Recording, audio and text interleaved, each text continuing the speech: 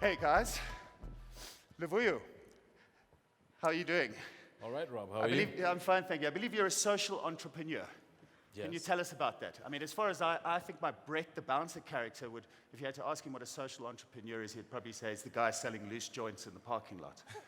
So, think what is a that- social entrepreneur? I'd say the easiest way of explaining it is just a quick story about me.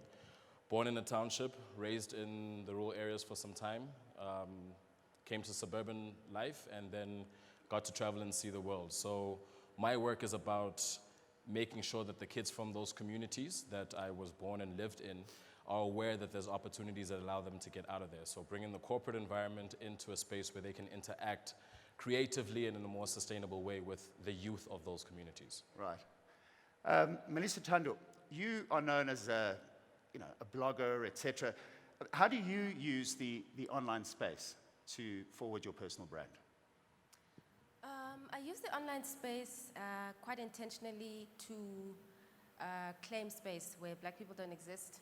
Really, in narratives in films or advertising, there's a very singular narrative, so I use the space to claim it and create a very direct narrative that privileges black stories, black females, black people, and who we are and what we do, as an antidote to the singularity of narrative that is already out there in the general world. Right. And Khaya, how do you,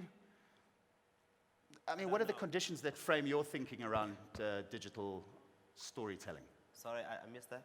What are the conditions that frame your thinking around digital storytelling? I don't think there are any particular conditions.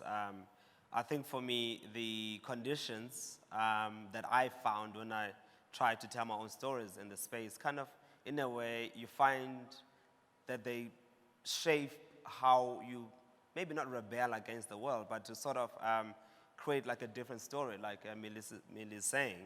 Like years ago when I used to make these YouTube videos, it was very interesting how, because these Americans would say to me, oh my goodness, I didn't know you guys had computers and you had the internet. And for them, it was really strange to see a black person in Africa having electricity and being able to upload something for them to view, and also to see that even though we live in different spaces and different worlds, they were still able to relate to my stories that were a little bit different from theirs. Right. So in a way, how the world was or is does shape how you decide to tell your own personal narrative.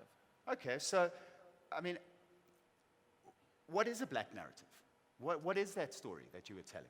Well, I don't think there's a single black narrative or there is a single black story. But do you define yourself in terms of that?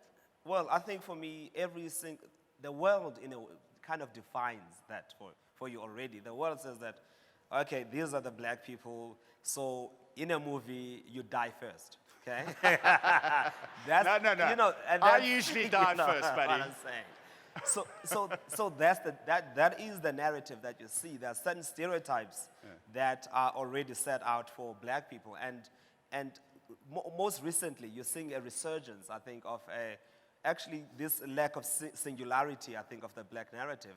That's why, even though I hate the show Scandal, where you have like black female who is like strong and powerful and all that, I hate the show. I'm not advertising it anyway, but.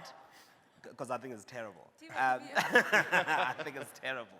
But I do love the fact that you've got this strong black woman who is not a typical, because there's always this thing like, say that like she's sassy or a sassy black woman, angry black woman. Or this, big mama. Or big mama, that's what they're doing. And so I really appreciate that there is now an emergence of these narratives that are coming out there in the world. And I love living in this era. For me, I think it's a protest to say that black people will not make money. These series are making money, and then black people are leading. Well, let me ask Milisuthando, how do you write about radical ideas and make money? Well, I don't set out to make money. I write as a response to my environment and my surroundings. It's kind of an urgency. That people are still calling me to do stuff, it's actually amazing. And in terms of practically, it's about ensuring that your source of income doesn't come from one place, that there are multiple ways to replenish your bank account, because some of the things that I say discomfort people, and that's the exact intention, is to make them think, it's to make them reimagine the world in a way that kind of has to get them up from where they currently are. And just to add to what Khaya was saying about black narratives, I think they are extremely important. It's important to say what he's just said, which is that they're not singular, but the fact that we have to say black narratives is in response to the fact that in general, black people exist in a white man's world. And so we have to Spike Lee, that's exactly why he is who he is, because his stories are about black people, whether it's about sexual agency, whether it's about capitalism, power, whether it's about black females, or just ordinary black life. The reason he is who he is because he has zoned in on that narrative, because it's important to respond to the overwhelming singularity of the general narrative. Okay. And in an online space, let's go to you, Luvuyo. We're talking about these narratives that exist. You've also got a narrative, but yours is slightly, is it part of the same conversation, or is it slightly different in that it's really trying to use the online and digital space as a sort of community upliftment, or, I mean, that's probably not the right word. To a very large extent it is. So in the sense that, like I explained, and in fact, the discussion behind the stage was primarily in Xhosa. So we find ourselves, even on Twitter, engaging in English, even in our social spaces as African people, engaging in English primarily. And it's only in our own private small spaces that we default to our languages. And I think from my perspective, it's a number of different things. So on international trips, I make it a habit of, when I greet people, you know what I mean? So Sharp. I usually go sharp, sharp. That gets me through most things. Sharp, sharp. So while I'm comfortable doing that overseas, and I claim that space as a South African overseas, it gets very difficult here, you know what I'm saying? Even on our home ground. So I think it is quite important to share those stories whenever possible and make sure that they don't come up once a year on Heritage Day, every single year repeatedly, where all of a sudden we're joining ourselves in our cultural attire, whereas it's not the norm in our lives. And I think the importance of that is also letting know, like I said, my work and my interest is about connecting with those kids that aren't in the audience, those kids that can't afford to come to a digital edge, and making sure that we get the corporate in saying, how do we get them exposed to this environment? How do we get them comfortable in themselves such that they can tell the stories proudly and make sure that they are heard? Because there's a lot of stories that go unheard because people don't have access, don't understand how to get onto these platforms. Guys, one last question. What do you see the future of digital storytelling? How do you see the future? If I can just get a quick sort of soundbite from the three of you. It's very, I think it's quite a difficult question to answer, because I don't think anyone has actually a true answer. For example, now you have Snapchat where people tell stories in 10 seconds.